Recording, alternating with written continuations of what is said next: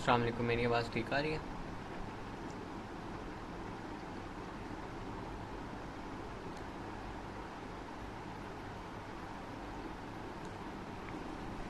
چلیں صحیح ہو گیا. ایک مرتبہ درود پاک پڑھ لیں، پھر ہم آغاز کرتے ہیں آج کے سیشن کا. اللہم صلی علی محمد وعلی آل محمد کما صلیت علی ابراہیم وعلی آل ابراہیم انک حمید مجید. اللہم بارک علی محمد وعلی آل محمد کما بارکت علی ابراہیم وعلی آل ابراہیم انک حمید مجید. کل ہم نے بات کی تھی نجاشی نے جو اپنی فوج بھیجی کرسچنز کا بدلہ لینے کے لیے، اور پھر جو آریت اور ابرہا کے درمیان لڑائی ہوئی، کس طرح ابرہا نے جو ہے وہ دھوکہ دہی سے وہ لڑائی جیتی اور پھر وہ تخت پہ قابض ہوا. اور پھر ابرہا نے جو کیا کہتے ہیں پھر ظلم ڈھایا، اور پھر ابرہا نے جو وہ ہاتھیوں والا واقعہ کہ اس نے اپنا کعبہ بنایا اور پھر کعبہ کو جو ہے وہ شہید کرنے کی غرض سے مکہ کی طرف اس نے اپنی آرمی تیار کی، اور پھر جو اس کے ساتھ اللہ تعالیٰ نے کیا ابابیل کے ذریعے اس کے لشکر کو تباہ کروایا. تو یہ ساری باتیں ہم نے کل پڑھی تھیں، اور آج ہم نے سٹارٹ کرنی تھی آپ صلی اللہ علیہ وسلم کا بچپن. ابھی میں اسکرین شیئر کر دوں آپ کے ساتھ.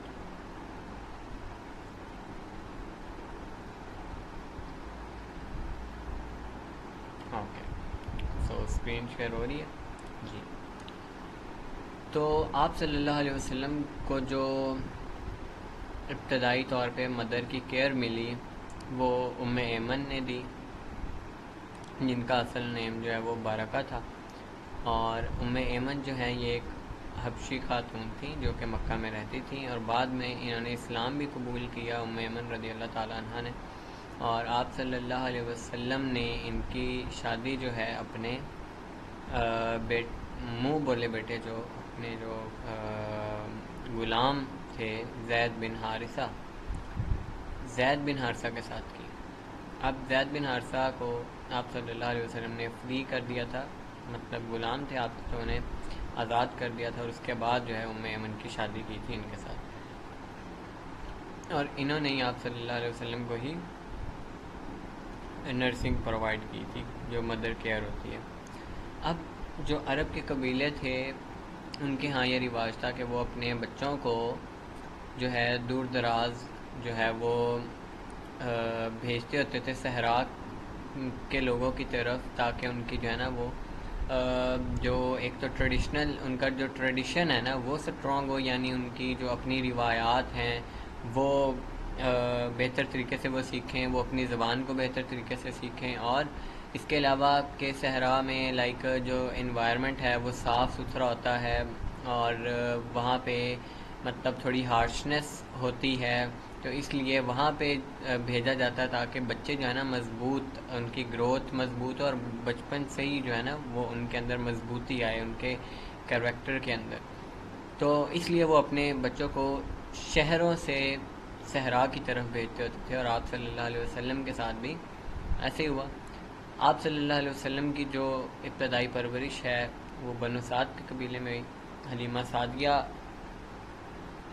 جو ہے یہ پورا قصہ،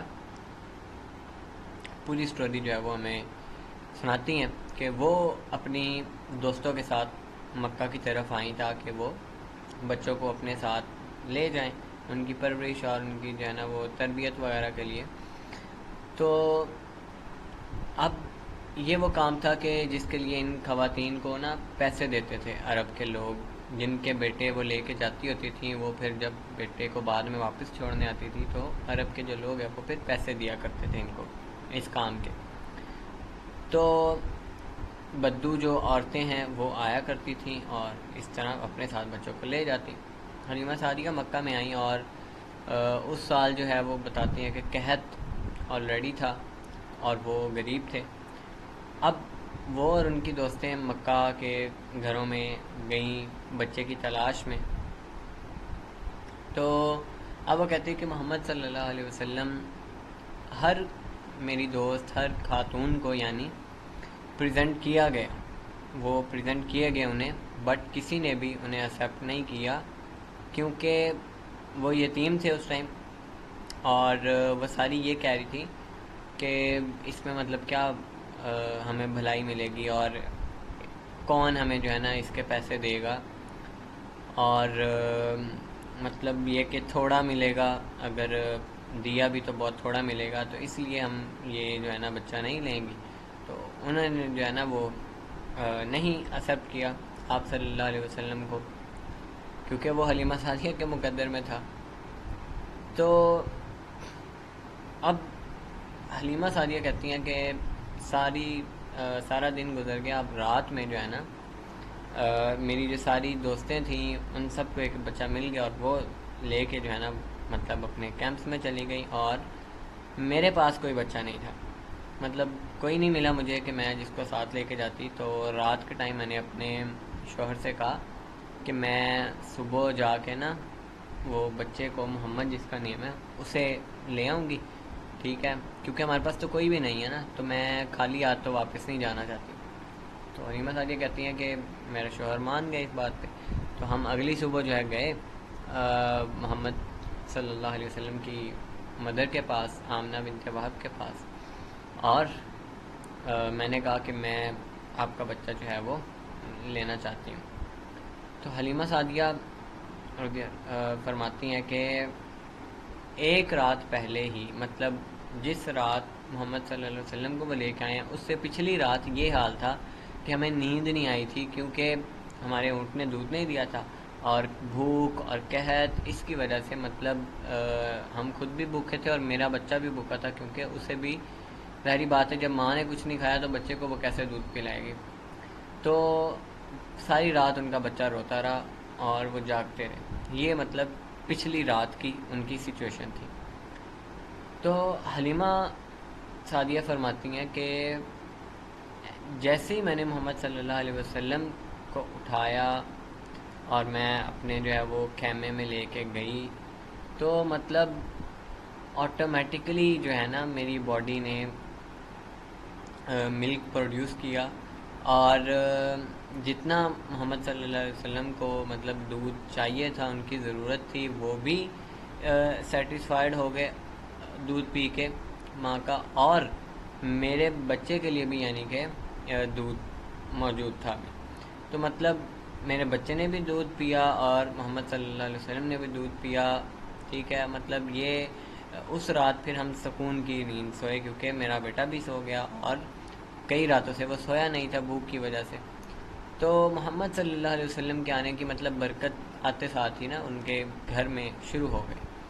اور پھر وہ کہتی ہے کہ جب میرے ہسبینڈ باہر گئے اونٹ کا دودھ جو ہے لینے، مطلب اس کو دونے، تو اونٹنی بھی اتنا جو ہے وہ دودھ دے رہی تھی کہ مطلب وہ کہنے لگے میرے ہسبینڈ کہ حلیمہ مطلب تم نہ کوئی بابرکت جو ہے وہ روح لے کے آئی ہو، مطلب کچھ نہ کچھ تو ہو رہا ہے، ہمارے اوپر جس طرح برکتیں آ رہی ہیں، رحمتیں آ رہی ہیں، یہ اسی بچے کی وجہ سے آ رہی ہیں۔ تو اب بھی خیمہ ہی ان کا مکہ میں ہی لگا ہوا تھا، اور اب وہ تیاری کر رہے تھے صحرا میں جانے کی۔ حلیمہ کہتی ہیں کہ جب ہم مکہ کی طرف آ رہی تھی نا، تو جس گدھے پہ مطلب ہم سوار تھے وہ تو بہت بوڑھا اور کمزور تھا، اور وہ پورے گروپ کو یعنی سلو کیا ہوا تھا اس نے، مطلب بہت سب کوئی تنگ کر رہا تھا، کیونکہ ہم سلو تھے تو سب کو سلو ہونا پڑا۔ تو اب وہ کہتی ہیں کہ بوڑھا اور کمزور گدھا تھا، اب وہ ادھر ادھر چلا جاتا، کبھی ادھر کبھی ادھر، سیدھا نہیں جاتا تھا، تو بہت ہی ایک تو تھکا ہوا، بہت ہی ڈس اورینٹڈ۔ تو لیکن وہ کہتی ہیں کہ جب ہم واپس جا رہے تھے تو میرا جو گدھا تھا، میری جو سواری تھی، وہ میرے گروپ کی جو دوستیں تھیں، جو خواتین میرے ساتھ آئی تھیں، ان کی سواریوں سے زیادہ تیز ہو گیا، وہی بوڑھا کمزور گدھا۔ اب میری دوستیں پوچھ رہی تھی کہ کیا یہ وہی جانور ہے کہ جو تم جب ہم مکہ آ رہے تھے تو لے کے آئی تھی؟ تو انہوں نے کہا، حلیمہ سعدیہ کہتی کہ بالکل یہی جانور ہے۔ تو ان کی پھر دوستوں نے کہا کہ مطلب کچھ نہ کچھ تو چل رہا ہے، قسم کھا کر کہا۔ تو اب جب وہ اپنے صحرا میں واپس گئیں تو حلیمہ سعدیہ کہتی ہیں کہ میں اور میرا شوہر ہم بکریوں کو چرانے کے لیے مطلب بھیجتے ہوتے تھے، اور جب وہ واپس آتی تو فل ہوتی، مطلب انہوں نے صحیح بھر کے پیٹ بھر کے چرا ہوتا، اور ہم جب چاہتے مطلب ان کا دودھ دو لیتے، جبکہ ہمارے پورے قبیلے کی جو بکریاں تھی، جانور تھے، وہ بغیر دودھ کے تھے، مطلب ان کا دودھ آتا ہی نہیں تھا اور وہ بھوکے رہ جاتے تھے۔ اب لوگوں نے شکایت شروع کر دی تھی اپنے چرواہوں سے کہ مطلب تم لوگ اسی جگہ پہ کیوں نہیں جانور چرانے لے کے جاتے جہاں پہ حلیمہ اپنے جانور کو لے کے جاتی ہے۔ تو حلیمہ سعدیہ کہتی ہیں کہ انہوں نے پھر ہمیں فالو کرتے ہوئے اسی جگہ پہ اپنے جانور بھیجے، لیکن ہوا پھر بھی یہی کہ ہمارے جو جانور تھے وہ فل واپس آئے اور ان کے جانور پھر ویسے بھوکے واپس آئے۔ اب وہ کہتی ہے کہ مطلب جیسے جیسے بچہ بڑا ہو رہا تھا تو ہم جو ہے نا برکات دیکھ رہے تھے جو اس کی طرح مطلب اللہ کی طرف سے آ رہی تھی ہم پہ۔ تو ایک تو سٹیٹمنٹ ہے جہاں پہ وہ کہتی ہیں کہ مطلب اللہ نے مطلب اس طرح جو ہے وہ ہمارے اوپر مطلب رحمتیں بھیجی، برکتیں آئیں کہ مطلب ہمیں کلیئر واضح ہو رہا تھا کہ یہ برکت محمد صلی اللہ علیہ وسلم کی وجہ سے ہی ہے، اس میں کسی شک کی بات نہیں تھی ہمارے لیے۔ تو پھر جب وہ 2 سال کے ہو گئے اور بہت جو ہے نا ایک اچھے اور سلجھے ہوئے لڑکے کے طور پہ مطلب انہوں نے کہا کہ ہم باقی بچوں کی طرح وہ نہیں تھے، مطلب ضدی یا کوئی ایسی بری عادت نہیں تھی 2 سال کی عمر میں بھی، مطلب وہ قسم کھا کہتی ہیں کہ وہ بہت ہی شریف النفس، یعنی 2 سال میں بھی بہت شریف بچہ تھا۔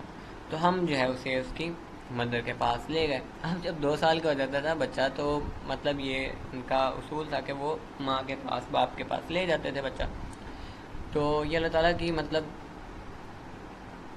قدرت دیکھیں، سبحان اللہ، مطلب کہ عرب جیسے مطلب جیسے بدو لوگ جنہیں کچھ نہیں پتہ، ان پڑھ لوگ، کہ انہیں بھی اللہ نے یہ جو ہے نا نالج، اور انہیں بھی جو ہے نا ان کے اندر یہ فطرت کی آواز ہے کہ مطلب جو شہر ہے یہاں پہ بچوں کی ہیلدی گروتھ نہیں ہوتی، ہیلدی انوائرمنٹ نہیں ہوتا، اسپیشلی مکہ میں، کیونکہ مکہ میں پوری عربیہ سے وزٹرز آتے تھے، تو مطلب ڈفرینٹ بیماریاں، ڈفرینٹ جو ہے وہ لائک جرمز، اور بہت کچھ ایکسپوئر بہت زیادہ تھا، تو وہاں پہ بیماری کا خدشہ زیادہ تھا، امیونٹی کے ویک ہونے کا خدشہ زیادہ تھا۔ لیکن صحرا بالکل پیور ہوتا ہے، ہاٹ اینڈ ڈرائی ہوتا ہے، اور ہاٹ اینڈ ڈرائی ٹیمپرامنٹ میں لائک گروتھ نہیں ہوتی بیکٹیریا کی اس انوائرمنٹ میں، تو بڑا ایک ہیلدی جگہ ہے مطلب گروتھ کے لیے عرب کے بچوں کی۔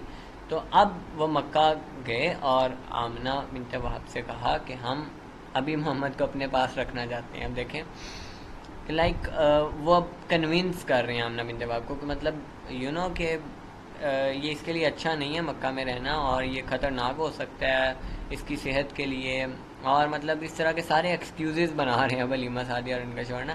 تو کیونکہ وہ محمد صلی اللہ علیہ وسلم کو رکھنا چاہتے تھے، انہیں محمد صلی اللہ علیہ وسلم سے مطلب پیار، محبت، ایک اٹیچمنٹ ہو گئی تھی، اور وہ کوشش انہوں نے کی کافی، اور آمنہ بنت وہب مان گئی کہ ٹھیک ہے۔ تو یہ اللہ تعالیٰ کی جو ہے نا وہ ایک بلیسنگ تھی کہ جو آپ صلی اللہ علیہ وسلم پر آ رہی تھی، اور آپ صلی اللہ علیہ وسلم کی وجہ سے پورے ان کے گھرانے پہ آ رہی تھی۔ تو اب وہ مان گئیں، اور یہ جو ہے نا دوبارہ واپس آپ صلی اللہ علیہ وسلم کو حلیمہ سعدیہ اپنے ساتھ لے گئیں۔ اب ایک دن ہوا یہ کہ آپ صلی اللہ علیہ وسلم اپنے بھائی کے ساتھ، جو مطلب حلیمہ سعدیہ کے بیٹے تھے، کھیل رہے تھے، تو وہ ان کا بھائی بھاگتا بھاگتا جو ہے نا گیا اپنے والدین کے پاس اور کہا کہ میرا جو قریش کا بھائی ہے، مطلب اس طرح اس نے کہا۔ تو پھر ان کے والدین نے پوچھا حلیمہ سعدیہ نے اور ان کے شوہر نے کہ کیا ہوا اسے، تو پھر بچے نے بتایا کہ 2 جو ہے نا شخص آئے تھے وائٹ میں، سوٹ میں، اور نیچے اترے اور انہیں محمد کو مطلب انہوں نے زمین پہ لٹایا اور پھر اس کا سینہ کھولا۔ تو حلیمہ کہتی ہیں کہ مطلب میں اور جو میرا شوہر ہے بھاگے بھاگے گئے، اور ہم نے جا کے محمد صلی اللہ علیہ وسلم کو دیکھا، اس کا مطلب رنگت پیلی ہو چکی تھی، اور ہم نے پوچھا کہ کیا ہوا، تو انہوں نے پھر بتایا آپ صلی اللہ علیہ وسلم نے کہ 2 شخص آئے تھے اور میرا سینہ کھولا تھا اور کچھ اس سے نکالا تھا میرے سینے سے۔ تو اب حلیمہ سعدیہ، یا کوئی بھی ماں ہوتی ہے جگہ پہ ظاہری بات ہے پریشان تو ہونا تھا، لیکن حلیمہ سعدیہ سگی ماں نہیں تھی نا، مطلب بہت زیادہ انہیں ٹینشن ہوئی، اور انہیں بہت ڈر لگا، اور آپ صلی اللہ علیہ وسلم سے وہ محبت بھی بہت کرتی تھی. تو انہوں نے کہا کہ کوئی نقصان نہ پہنچ جائے, ہم جو ہے نا کوئی کچھ برا نہ ہو جائے ان کے ساتھ, تو ہم جو ہے نا انہیں مکہ لے جاتے ہیں اور وہاں پہ جا کے چھوڑ آتے ہیں. اب وہ لے گئے مکہ میں حضرت آمنہ کے پاس, اور وہاں پہ جا کے ان سے کہا کہ یہ لیں محمد, اب آپ اسے اپنے پاس رکھ لیں, مطلب ہم نے اپنی ذمہ داری پوری کر دی. تو آمنہ بنت وہب نے کہا کہ مطلب اتنی جلدی تم واپس بھی لے آئے, مطلب اتنا تم اصرار کر کے, اتنے ایکسکیوزز بنا کے, اتنا تمہارا انٹرسٹ تھا اس کو رکھنے میں, مطلب محمد صلی اللہ علیہ وسلم کے اپنے پاس, تو اب مطلب تم اتنی جلدی واپس بھی لے کے آگے, کیا معاملہ. تو حلیمہ سعدیہ کہتی ہیں کہ ہم نے کہا کہ کچھ بھی نہیں. تو حضرت آمنہ نے بھی انسسٹ کیا, پوچھا کہ بتاؤ کیا ہوا ہے, مطلب کافی انسسٹ کیا. تو پھر انہوں نے بتا دیا کہ یہ جو ہے نا سارا واقعہ ہوا ہے. تو آمنہ بنت وہب جو ہے فرماتی ہیں کہ میں نے پھر انہیں بتایا کہ مطلب تم اس لیے خوفزدہ کہ شیطان جو ہے وہ اس سے نقصان پہنچائے گا. تو اللہ کی قسم مطلب یہ نہیں ہو سکتا کہ جب میں حاملہ تھی اور جب جو ہے محمد صلی اللہ علیہ وسلم مطلب میرے پیٹ میں تھے, تو یہ مطلب لائٹسٹ, مطلب اتنا لائٹ ویٹ پریگننسی تھی, اتنی لائٹسٹ پریگننسی تھی. اور پھر جب بچے کی پیدائش ہوئی تو بالکل بھی باقی بچوں کی طرح پیدائش نہیں تھی, ٹھیک ہے. اور ایک روایت میں تو آتا ہے کہ کچھ مطلب جنت سے حوریں آئی تھیں آپ صلی اللہ علیہ وسلم کی پیدائش کے وقت حضرت آمنہ کو اسسٹ کرنے. اور وہ فرماتی ہیں کہ میں نے ایسی روشنی دیکھی تھی جو ان سے نکل رہی تھی, اور اس روشنی اس کی بدولت جو ہے نا میں مطلب شام تک جو ہے نا مجھے کلیئر سب کچھ نظر آ رہا تھا. تو اللہ تعالیٰ کی پروٹیکشن ہے ان کے ساتھ, اور مجھے مطلب شیورٹی ہے کہ جو ہے نا میرا بیٹا بڑا ہو کے مطلب کچھ بڑا مطلب اس کا استقبال کر رہا ہے, یا فیوچر میں یہ کچھ بڑا کرے گا, اسے کچھ بڑا ملے گا. تو اب محمد صلی اللہ علیہ وسلم اپنی والدہ کے پاس آ گئے. اس کے بعد ہی جب آپ صلی اللہ علیہ وسلم 6 سال کے ہوئے نا, تو حضرت آمنہ کا بھی انتقال ہو گیا. تو مطلب اب مدر بھی گئیں, فادر تو پہلے ہی جا چکے تھے. اب جو ہے نا آپ صلی اللہ علیہ وسلم کو ان کے جو دادا ہیں عبد المطلب, انہوں نے اڈاپٹ کر لیا, ان کی پرورش کی, انہیں بڑا کیا. عبد المطلب جو ہے, اب آپ صلی اللہ علیہ وسلم کی جب 8 سال عمر ہوئی تو عبد المطلب کی بھی ڈیتھ ہو گئی. تو اب آپ صلی اللہ علیہ وسلم کی جو کیئر تھی وہ ان کے چچا جو ہے حضرت ابو طالب نے کی, انہیں پروٹیکٹ کیا, ان کی ہیلپ کی, انہیں سپورٹ کیا. 40 سال تک وہ سپورٹ کرتے رہے ابو طالب آپ صلی اللہ علیہ وسلم کو. اور ایون نبوت ملنے کے بعد بھی آپ صلی اللہ علیہ وسلم چاہے مطلب وہ حضرت ابو طالب مطلب کلیئر آتا ہے کہ مطلب کلیئر کسی حدیث میں نہیں آیا کہ انہوں نے ایمان لائے یا نہیں لائے, مطلب لیکن انہوں نے سپورٹ آپ صلی اللہ علیہ وسلم کو وہ کرتے رہے. نبوت کے بعد بھی, آپ صلی اللہ علیہ وسلم کے نبی بننے کے بعد بھی جو مشرکین تھے اور جو باقی قبیلے کے لوگ تھے ان سے پروٹیکشن کرتے رہے. تو یہ آپ صلی اللہ علیہ وسلم کے مطلب ابتدائی زندگی ہے. اور اب ہم کچھ امپورٹنٹ ایونٹس کی بات کرتے ہیں جو آپ صلی اللہ علیہ وسلم کی نبوت سے پہلے آپ صلی اللہ علیہ وسلم کے ساتھ ہوئے. آپ صلی اللہ علیہ وسلم کے ساتھ مطلب بچپن سے ہی نا اللہ تعالیٰ کی طرف سے ایک پروٹیکشن ساتھ تھی.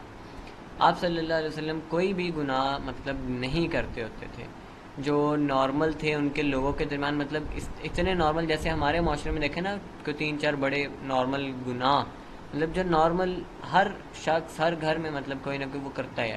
For example movies, dramas, songs, ٹھیک ہے, مطلب ایک نارمل چیز بنا کے رکھ دیا نا اس کو. اور پھر جو ہے وہ میل اینڈ فیمیل کا ریلیشن میں ہونا بغیر کسی حلال رشتے کے, تو مطلب ایک لمبے عرصے تک پھر اس کا چلنا, تو بہت ایک نارمل ایک کیجول چیز ہو گئی ہے یہ. تو اس طرح بہت سارے گناہ تھے جو اس ٹائم پہ عام تھے, لیکن آپ صلی اللہ علیہ وسلم ان میں سے کسی گناہ کا حصہ نہیں بنے. اللہ تعالیٰ نے خود انہیں دور رکھا ہر گناہ سے.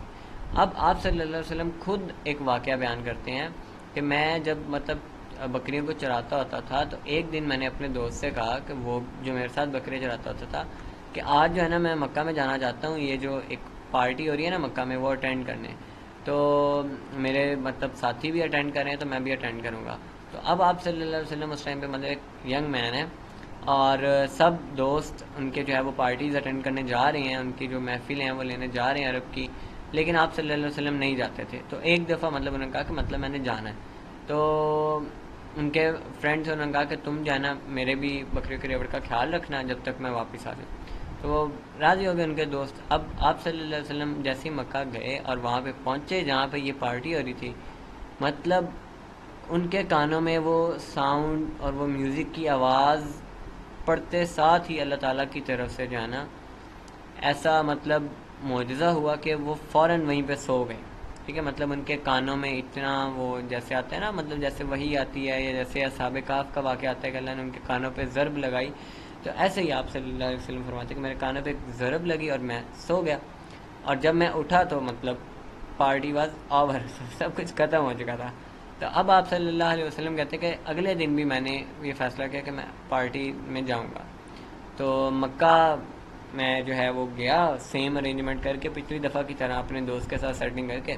تو جیسے ہی میں اس جگہ پہ پہنچا تو پھر میرے ساتھ وہی ہوا, مطلب اللہ تعالیٰ نے میرے کانوں پہ ضرب لگائی اور میں پھر سو گیا. اور جب میں دوبارہ اٹھا تو پھر مطلب مجھے سمجھ آ گئی کہ یہ جو ہے نا نشانی ہے اللہ تعالیٰ کی طرف سے, اور یہ اللہ تعالیٰ جو ہے مجھے پروٹیکٹ کر رہے ہیں ان حرام کاموں سے, برے کاموں سے.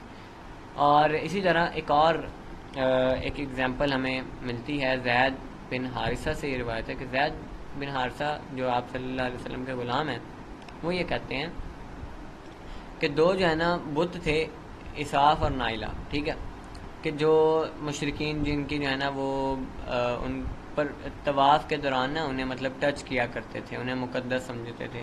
تو آپ صلی اللہ علیہ وسلم کہتے ہیں کہ مطلب اس کو ٹچ نہیں کرنا. تو اب جب یہ قریش کے لوگ حج اور عمرہ کرتے تو یہ تو اساف اور نائلہ کو جو ہے نا ٹچ کرتے ہوتے تھے, چھوتے ہوتے تھے, اور یہ ان کی عبادت کا حصہ ہوتا تھا.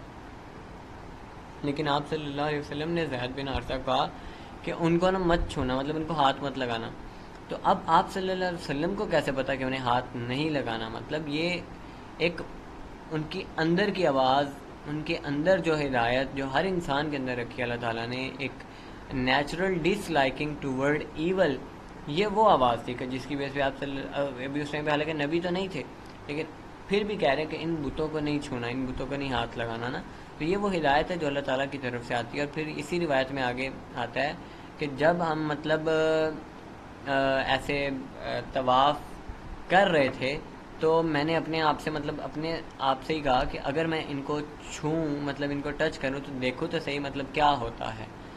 تو انہوں نے کیا ویسے, زید بن حارثہ نے نا ٹچ کر دیا انہیں.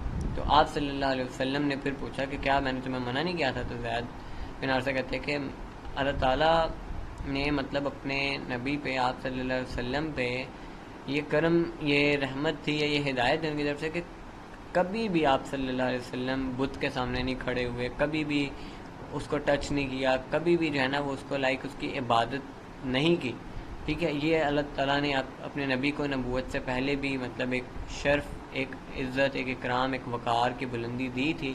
ایک مطلب وہی ملنے سے پہلے ہی جو ہے نا ایک ہدایت ان کے اندر جو موجود تھی.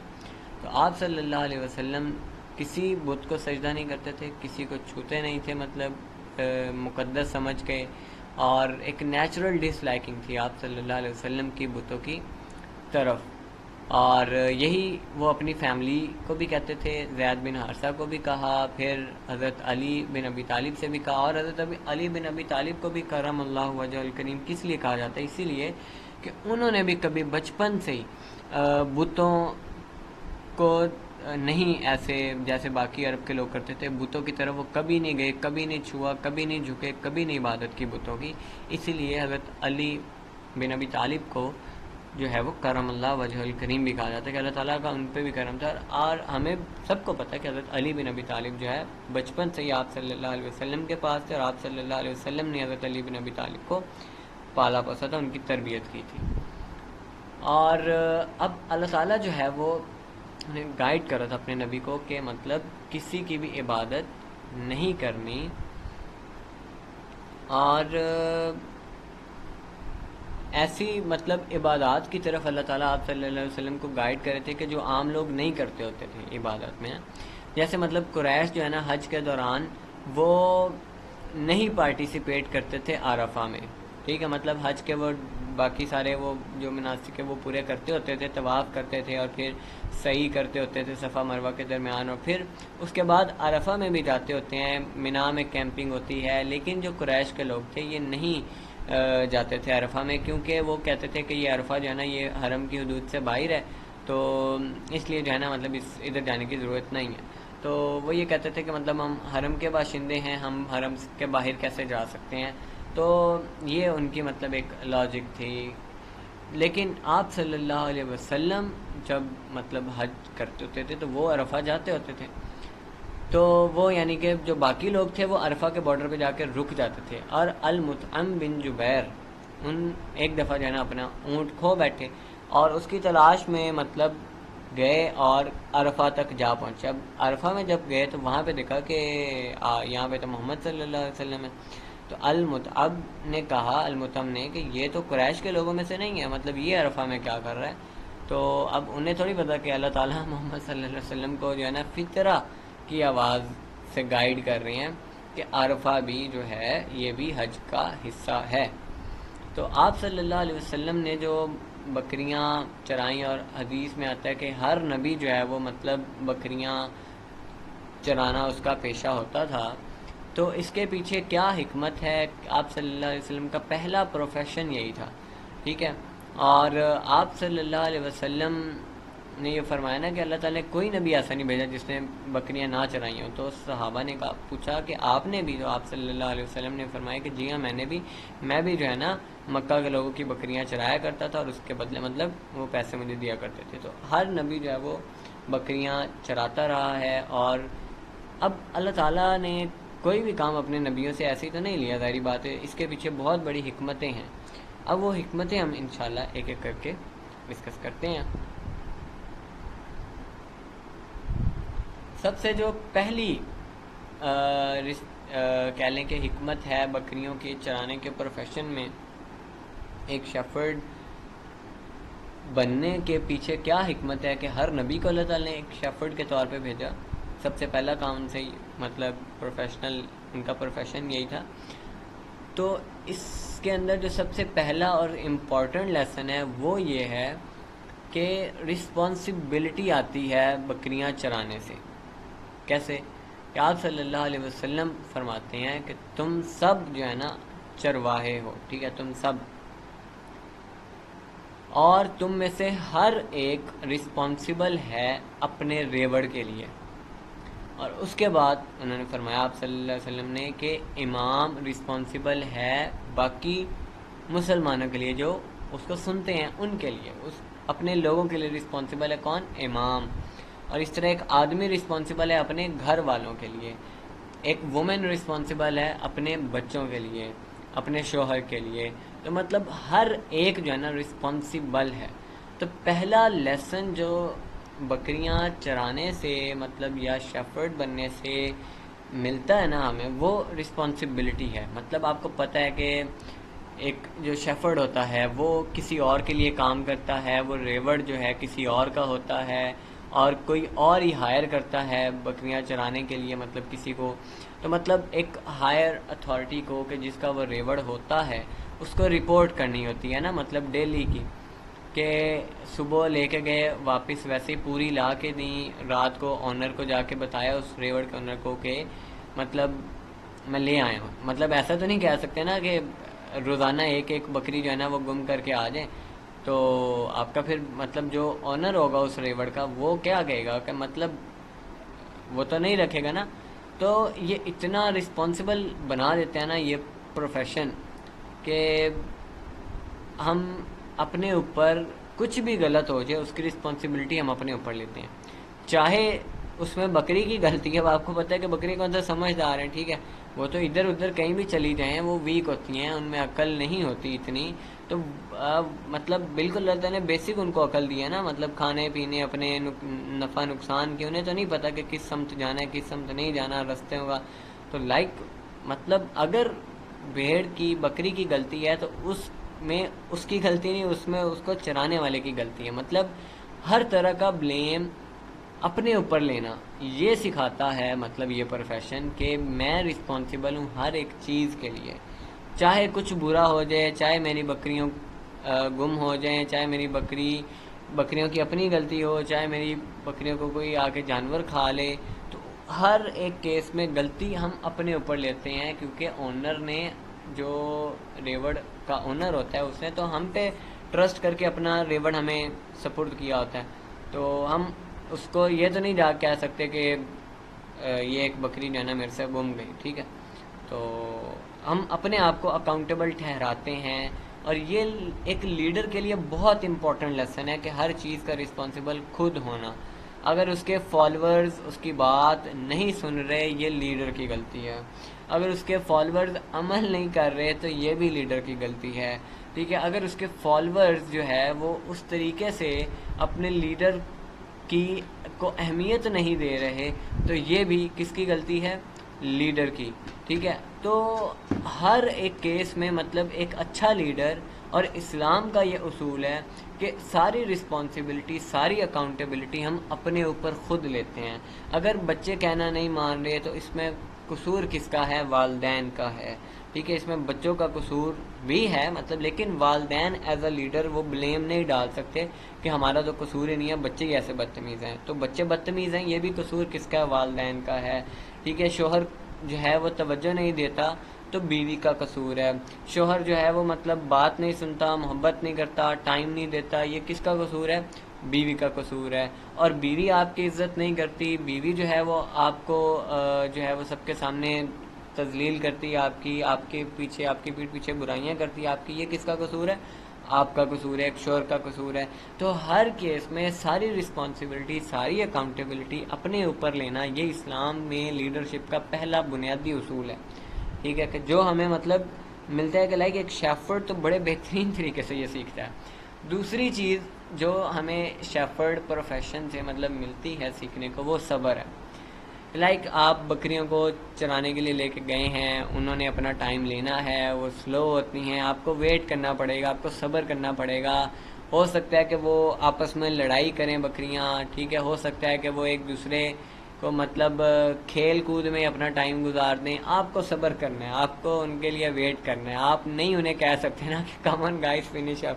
آپ بکری کو تو نہیں کہہ سکتے نا کہ جلدی جلدی چرو اور ہمیں جانا ہے واپس، آپ نہیں کہہ سکتے. انہوں نے اپنا ٹائم پورا ہی لینا ہے، ٹھیک ہے. تو آپ کو ویٹ کرنا سکھاتا ہے، آپ کو صبر آ جاتا ہے، ٹھیک ہے. تو آپ نے دیکھا بھی ہوگا اکثر نا، گاؤں سے کوئی ریوڑ گزرے اور اس کا جو چرواہا ہوتا ہے وہ ساتھ جا رہا ہوتا ہے، ایک جگہ پہ جب چر رہی ہوتی ہیں نا بکریاں، وہ بیچارہ ایک سائڈ پہ چپ کر کے بیٹھا ہوتا ہے، گھاس توڑ رہا ہوتا ہے. تو یہ ہوتا ہے لائک جب تک بکریوں نے نہیں چڑھنا تو آپ نہیں ان کو واپس لے کے جا سکتے.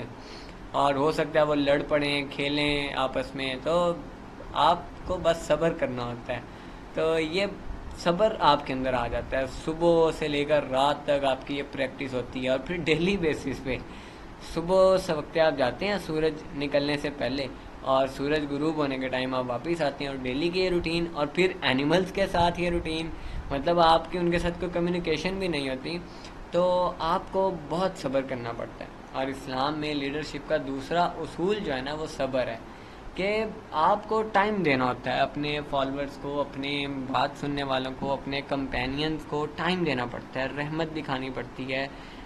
وہ ٹائم اپنا لیتے ہیں. لائک آپ اپنے کو، آپ کو بھی دیکھیں نا، آپ کو بھی تو ایک بات سمجھنے میں ٹائم لگتا ہے. ایز اے لیڈر آپ اپنے آپ کو دیکھیں تو آپ کون سا ایک دن میں لیڈر بن گئے، یا ایک دن میں سارا نالج لے لیا، ایک دن میں ساری آپ کی فہم و فراست آ گئی. آپ کو بھی ٹائم لگا، تو آپ کے فالوورز کو بھی ٹائم لگے گا. آپ کو صبر کرنا ہوتا ہے، ٹیک مطلب ان کو ٹائم دینا ہوتا ہے. ان کو آپ نے اپنے فالوورز کو جو ہے وہ پراپر، لائک جس طرح ایک شیفرڈ بکریوں کا ویٹ کر رہا ہے کہ کب وہ گھاس اپنا چر کے اینڈ اپ کریں گی، تو اسی طرح ایک لیڈر اپنی قوم کا ویٹ کر رہا ہوتا ہے کہ کب جو ہے نا میں جو بات کر رہا ہوں یہ ان کی سمجھ میں آئے گی، اور کب یہ میری بات پر عمل شروع کریں گے.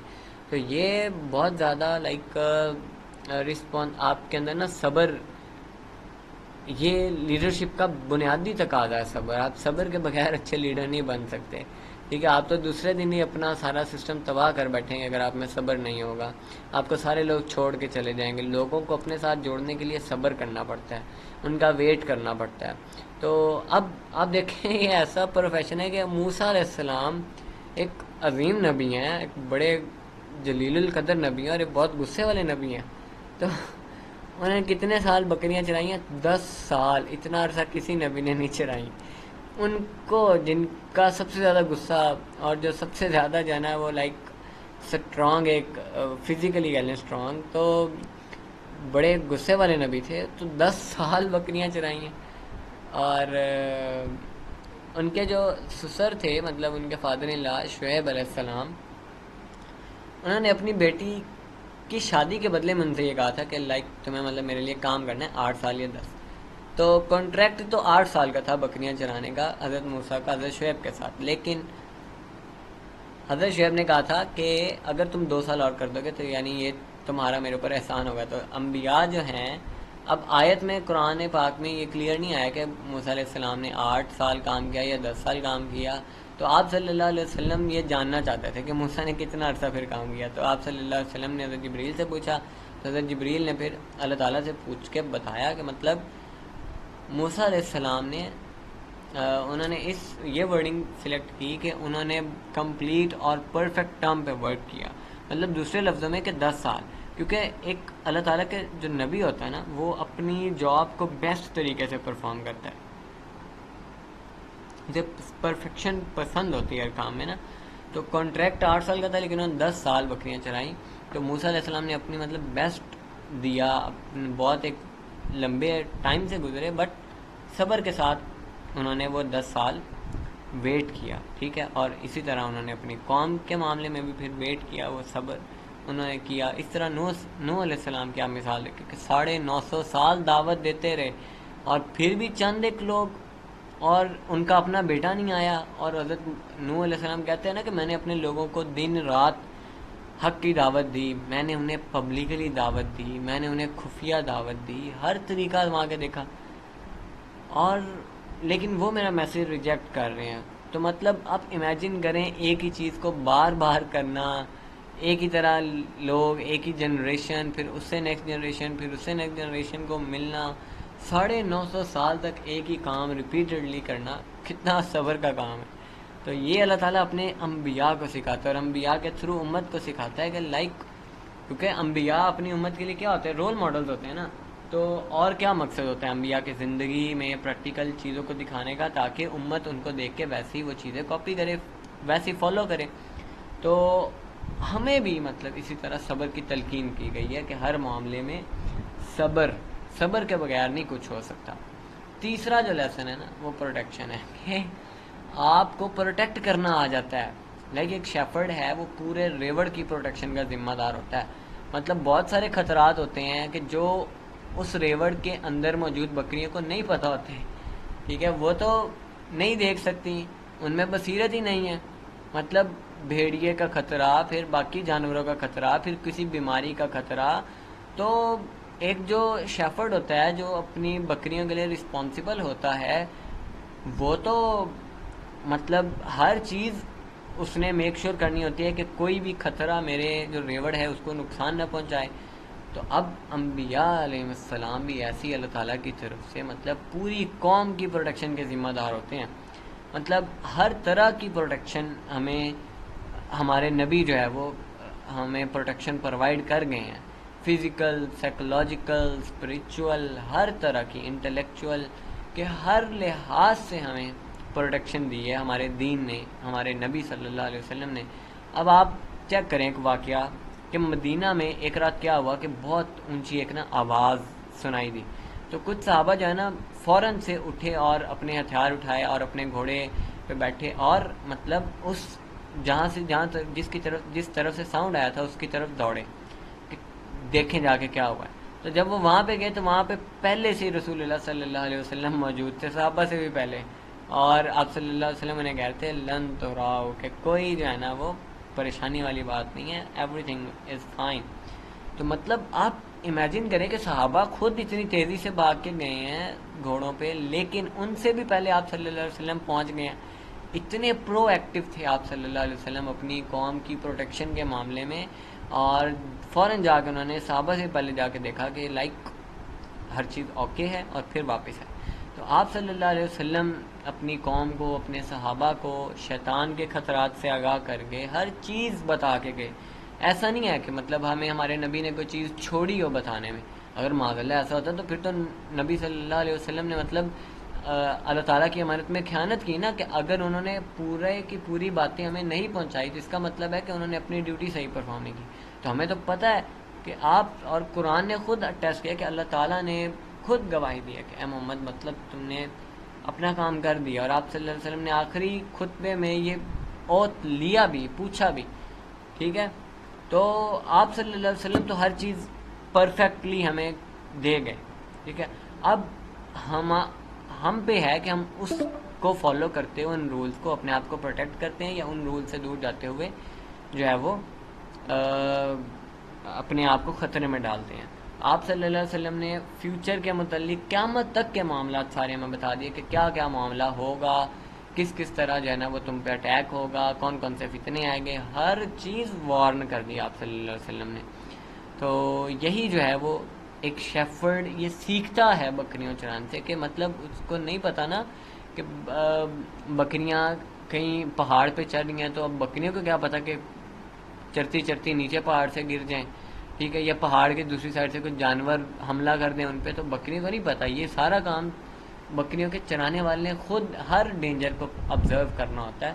تو ایسے ہی یہ ایک لیڈر کا کام ہوتا ہے، ایک گھر کے سربراہ کا کام ہوتا ہے کہ وہ اپنی انڈر لوگوں کو پروٹیکشن دے. ٹھیک ہے، انہیں ہر طرح کے خطرے سے پروٹیکشن دے. اور آپ صلی اللہ علیہ وسلم سے یہ حدیث ہے، آپ صلی اللہ علیہ وسلم فرماتے ہیں کہ میں نے تمہیں دجال کے بارے میں اس طرح سے وارن کلیئرلی دے دیا کہ کسی نبی نے نہیں کیا. مطلب میں نے تمہیں اتنی ڈیٹیلز دی ہیں کہ کسی نبی نے اتنی ڈیٹیلز نہیں دی. اور اگر وہ آ جائے گا جب میں موجود ہوں، مطلب میرے ہوتے اگر وہ آیا نا، تو میں پھر اس کا خیال مطلب اس کو دیکھ لوں گا. تو اگر وہ میرے بعد آیا تو پھر ہر بندہ اپنی پروڈکشن کے لیے خود رسپانسیبل ہے. اور پھر آپ صلی اللہ علیہ وسلم فرماتے ہیں کہ مطلب میری مثال ایسے ہے کہ مطلب تم لوگ نا ایسے صحابہ سے فرماتے کہ آگ کی طرف دوڑ رہے ہو، آگ کی طرف خود جا کے گر رہے ہو آگ میں، اور میں تمہیں کپڑوں سے پکڑ پکڑ کے کھینچ رہا ہوں پیچھے کہ نہیں جاؤ آگ کی طرف. اور یعنی آپ صلی اللہ علیہ وسلم اس طرح کا کلیئر ویژن پروٹیکشن دے گئے کہ لائک کلیئر لٹرلی بتا دیا کہ ہم تو خود جہنم کی طرف کود رہے ہیں اور ہمارے نبی ہمیں پکڑ پکڑ کے کھینچ رہے ہیں کہ نہیں، اس آگے جو ہے نا جہنم کی آگ ہے. تو چوتھا لیسن جو ہے کلیئر ویژن ہے. اب اینیملز جو ہیں ہمیں پتہ ہے کہ مطلب زمین کے قریب ہوتے ہیں، ان کی جو نظر ہوتی ہے، ان کی جو بصارت ہے وہ بہت لمیٹڈ ہوتی ہے. مطلب وہ زیادہ دور تک نہیں دیکھ سکتے نا، تو بہت چھوٹے موٹے جو ہے نا انہیں وہ آبسٹیکلز نظر آتے ہیں. But as a human being آپ کا قد ان سے بڑا ہے، ہماری بصیرت اللہ نے ہمیں دی ہے، اور پھر ہم ایک جگہ پہ ایک ٹیلے پہ چڑھ کے دیکھ لیتے ہیں چاروں طرف سے کہ کوئی خطرہ تو نہیں ہے. لیکن یہ کام بکری تو خود نہیں کر سکتی. ٹھیک ہے، تو ایک بکریاں چرانے والے کے اندر مطلب بصیرت پیدا ہوتی ہے، ایک کلیئر ویژن پیدا ہوتا ہے. وہ ڈیلی اپنے بکریوں کی پروٹیکشن کے لیے روزانہ کھڑے ہو کے دور دور تک دیکھتا ہے کہ کوئی کسی طرح سے اٹیک تو نہیں ہونے والا ان پہ. تو اسی طرح انبیاء علیہ السلام اپنی امت پہ آنے والے تمام خطرات کو ڈیٹیکٹ کر کے ان سے ہمیں آگاہ کر دیتے ہیں کہ یہ والا خطرہ آئے گا، اس ٹائم پہ آئے گا، یہ آ چکا تھا، پہلے آیا تھا، اسی طرح کیا ہوا تھا اس ٹائم پہ پھر امت کے ساتھ اس نبی کی، اور پھر سب کچھ انبیاء بتا دیتے ہیں. اور ایک اچھا لیڈر جو ہے نا وہ بھی ایسے ہی ہوتا ہے، اس کی دور کی نظر بڑی اسٹرانگ ہوتی ہے، اس کے پاس بصیرت بہت ہوتی ہے، اس کی بصیرت ڈیولپ ہوئی ہوتی ہے کہ وہ آنے والے سارے اپ اینڈ ڈاؤنس کو دیکھ رہا ہوتا ہے پہلے سے، اور وہ اپنی ٹیم کو پہلے ہی بتا دیتا ہے کہ یہ یہاں پہ نا ہمیں مار پڑ سکتی ہے، ہم یہاں پہ جو ہے نا ٹھوکر کھا سکتے ہیں. تو انبیاء علیہ السلام بھی ایسے ہیں.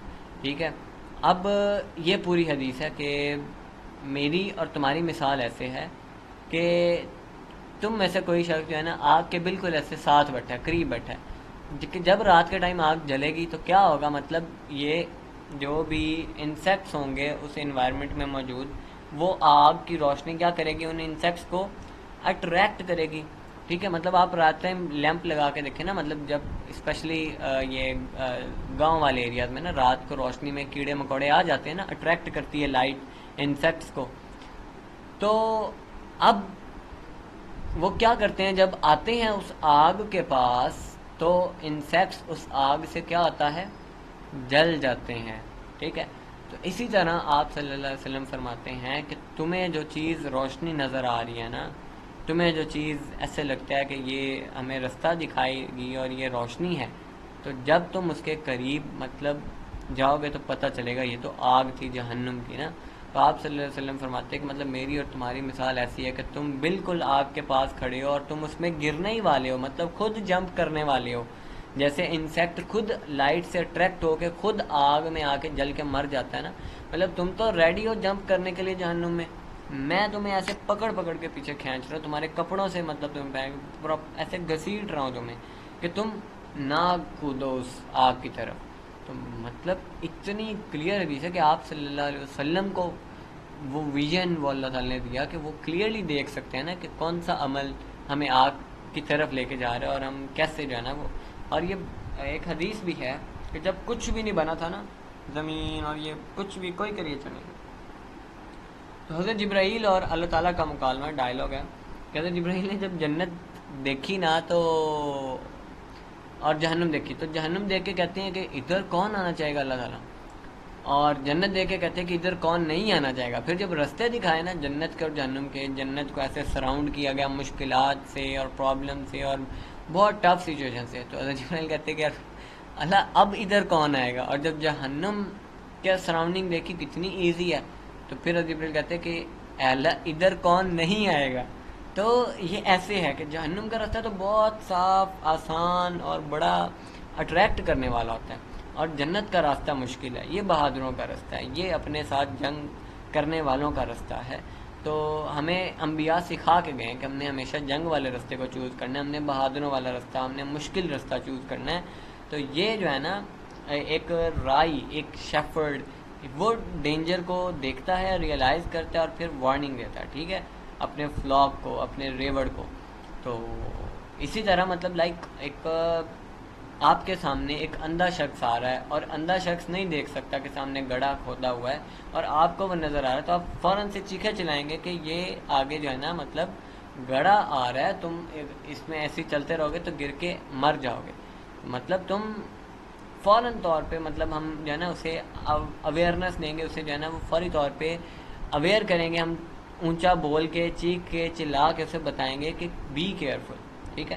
تو اسی طرح انبیاء علیہ السلام ہمیں بہت پلین اسٹریٹ فارورڈ وارننگ دے کے گئے کہ اس راستے پہ نہیں چلنا ہے اور اس راستے پہ چلنا ہے، ٹھیک ہے. اور مطلب ایسے مطلب اب جیسے دیکھیں کہ نابینا شخص آ رہا، اس کے سامنے گڑھا کھودا ہوا ہے، اب جب آپ چیخے چلائیں گے، اسے بولیں گے اونچا چیخ کے، تو وہ کیا ہوگا، وہ اس کو ڈسٹرب کرے گا نا، مطلب کہ یہ کیا ہو گیا، کیوں ایسے چیخ چلا رہا ہے نا.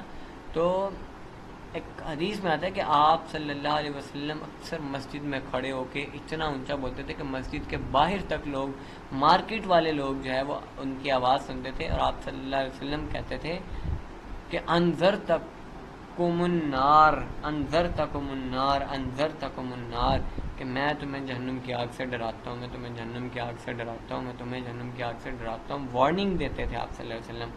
اتنی up and up and up voice چلی جاتی تھی کہ مطلب حدیث کے راوی کہتے ہیں کہ مسجد کے باہر بھی جو لوگ مارکیٹ میں موجود ہیں ان تک بھی آپ صلی اللہ علیہ وسلم کی آواز آتی تھی، اور آپ صلی اللہ علیہ وسلم ایسے رپیٹ کرتے تھے ایک چیز کو بار بار بار ایک ہی کال کو.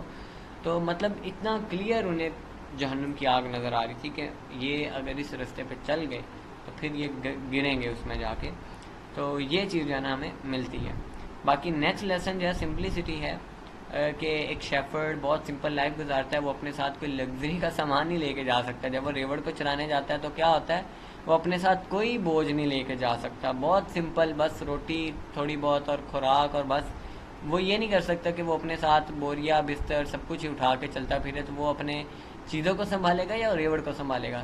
تو شیفرڈ بننا یہ ایک سمپلسٹی سکھاتا ہے. تو انبیاء علیہ السلام کی لائف بھی دیکھیں، ایک لیڈر ہمیشہ سمپل لائف گزارتا ہے، وہ نہیں ایسے چونچلوں میں پڑتا کہ یہ سوٹ ہے تو یہ بوٹ ہے تو یہ ہیئر سٹائل ہے تو یہ پرفیوم ہے تو یہ گھڑی ہے، نہیں، ان کی بہت سمپل لائف ہوتی. جیسے حضرت عمر بن الخطاب کی آپ کو مثال دوں کہ یروشلم فتح کیا ہے، بیت المقدس فتح کیا ہے، اور راستہ چونکہ لمبا تھا تو اپنے غلام کو ساتھ لے گئے اور غلام سے کہا کہ مطلب ایسا کریں گے کہ ہم باری باری نا مطلب ایک دفعہ میں بیٹھوں گا اتنے جو ہے نا وہ ڈسٹینس تک، اور پھر میں پیدل گھوڑے کی مہار لے کے چلوں گا اور تم بیٹھو گے. تو جب ایسی بیت المقدس کے سامنے پہنچے تو باری جو ہے نا غلام کی تھی. تو اب غلام نے کہا کہ نہیں آپ بیٹھ نہیں، حضرت عمر نے کہا کہ نہیں تمہاری باری ہے، تم ہی بیٹھو گے. تو آپ سادگی چیک کریں، اتنی سمپلسٹی کہ لائک ویسے ہی اپنے پرانے کپڑے پہنے ہیں، مٹی بالوں پہ چڑھی ہوئی ہے، غلام کو گھوڑے پہ بٹھایا ہوا ہے، اور بیت المقدس کے فاتح آ رہے ہیں جی چابیاں لینے. تو سبحان اللہ، مطلب ایسی سمپلسٹی سکھاتا ہے نا اسلام ہمیں کہ جتنی سمپل لائف ہوگی اتنی آسانی ہے، اتنا آپ ٹینشن فری ہیں، اتنا آپ سٹریس فری ہیں. ہمارے اوپر زیادہ جو سٹریس ٹینشن ہوتا ہے نا وہ ہمارا خود کا کریٹ کیا ہوا ہوتا ہے ان نیسیسری چیزوں کا. تو وہ جب ہٹا دیں تو ہم اپنے کام بڑے اچھے طریقے سے پرفارم کر سکتے ہیں. لیکن اگر ہم اپنے اوپر لائک ایسے ہی کمپلیکس بنا دیں، خود ہی چیزوں کو ہم کمپلیکس بناتے ہیں. اللہ نے نہیں بنایا کسی بھی چیز کو کمپلیکس، تو بہت سمپل اللہ تعالیٰ نے ہمیں جو ہے نا زندگی سکھائی ہے گزارنی. تو اللہ تعالیٰ نے بہت آسانی رکھی ہر چیز میں. تو ہم خود کمپلیکسز بنا لیں تو وہ علیحدہ بات ہے. تو یہی چیز شیفرڈ، ایز اے شیفرڈ ہم وہ سیکھتے ہیں کہ لائک ایون آپ مطلب آپ امیر بھی ہوں، مطلب آپ امیر اس سینس میں کہ آپ کے پاس ٹھیک ٹھاک تگڑے بندے کا ریوڑ ہو اور آپ کے پاس مال و دولت ٹھیک آتی ہو، اس کے باوجود بھی آپ لگژری انجوائے نہیں کر سکتے ریوڑ کو چرانے کے دوران. ٹھیک ہے، تو یہ کچھ لیسن ہے کہ جو ہمیں شیفرڈ والے پروفیشن سے ملتے ہیں. پھر انشاءاللہ اور بھی ہیں، وہ انشاءاللہ کل ڈسکس کریں گے. ابھی میٹنگ کا ٹائم اینڈ ہونے والا ہے، تو یہ نہ کہ بعد پھر درمیان میں رہ جائے. تو آج والے میں سے کوئی کوشچن ہے تو وہ آپ کر سکتے ہیں، پھر ہم انشاءاللہ اینڈ کریں گے.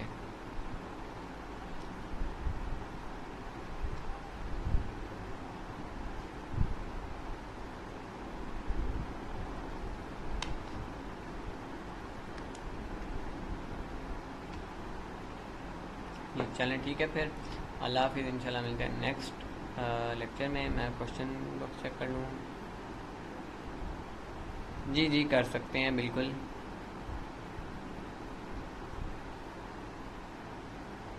جی بالکل ایسے ہی ہے، لیکن میں خود کلیم نہیں کر سکتا کہ میں لیڈر ہوں. اسلام میں جس بندے نے کلیم کیا نا کہ لائک میں لیڈر ہوں اور میں لیڈر بننے کا اہل ہوں، وہ اسی ٹائم نا اہل ہو گیا. مطلب اسلام میں لیڈرشپ کا نا بہت یونیک پرنسپل ہے کہ جو باقی ٹریڈیشن میں نہیں ملتا، کہ جو بندہ کلیم کرے نا کہ میں لیڈر ہوں اور میں لیڈر میرے اندر لیڈر کی کوالٹیز ہیں، وہ تو وہیں پہ فیل ہو گیا. آپ خود کلیم نہیں کر سکتے، آپ خود اپنے آپ کو نہیں کہہ سکتے کہ میں لیڈر ہوں. ہمارے لیڈر ایک ہی ہیں، وہ آپ صلی اللہ علیہ وسلم ہیں. اور باقی یہ کہ ہم نے اسلام میں کوئی ایسے لیڈرشپ نہیں ہے اور کوئی فالوورشپ نہیں ہے. ہمارے یہاں صرف فالوورشپ محمد صلی اللہ علیہ وسلم کی ہے. تو ہم مطلب درمیان میں کچھ لوگ سورس بنتے ہیں جن کو لوگ پھر خود ہی لیڈر سمجھتے ہیں. وہ خود اپنے آپ کو لیڈر نہیں مانتے. مطلب میں نہیں کہتا کہ میں لیڈر ہوں، ٹھیک ہے، مطلب میں ایک اپنے حصے کا کام کر رہا ہوں، اور جو لوگ میرے سے سیکھ رہے ہیں، جن لوگوں کو میری وجہ سے کوئی فائدہ ہو رہا ہے ان کی پرسنل لائف میں، پریکٹیکل لائف میں، تو وہ مجھے مان سکتے ہیں. انسٹرکٹر مان لیں، ٹرینر مان لیں، ٹیچر مان لیں، لیڈر مان لیں، جو مرضی مان لیں. بٹ میں اپنے آپ کو مطلب نہیں لیڈر مانتا کہ میں لیڈر ہوں. ٹھیک ہے، میں تو اپنے حصے کا کام کر رہا ہوں. بیسک جو اسلام نے کام دیا میں تو وہ کر رہا ہوں. میں کوئی انوکھا کام تو نہیں کر رہا نا. تو ایسے ہی ہوتا ہے اسلام میں کہ ہر شخص اپنے اپنے حصے کا، اپنے ذمہ کا کام کرتا ہے اور پوری دنیا کو فائدہ دیتا ہے، اللہ کی مخلوق کا بھلا کرتا ہے. تو یہ تو اسلام کی بیسک رولز ہیں کہ جو فالو کرنے ہوتے ہیں، ہر شخص نے کرنے ہوتے ہیں.